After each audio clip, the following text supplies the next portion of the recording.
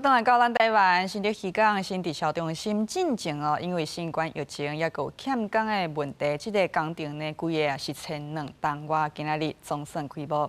改名号做德丰渔市，也新竹市府有办活动要来支持反那饼消费。头早呢，就吸引真济民众行脚到来买海鲜。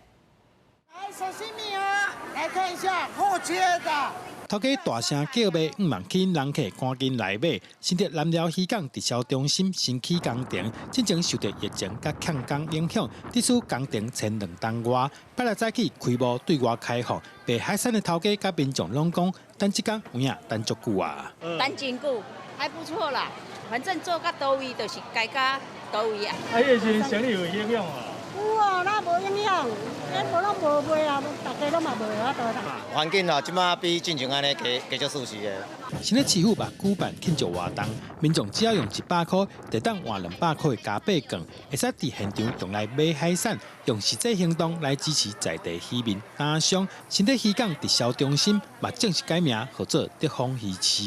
拿100块现金可以换我们200块的消费券，为期51天，每天都有在渔港来发放一个消费券。这个南寮整个我们打造成一个休憩的观光区域，一定不会让大家失望。新的渔市拢总有86个档啊，各14间提供民众现场用餐的空间。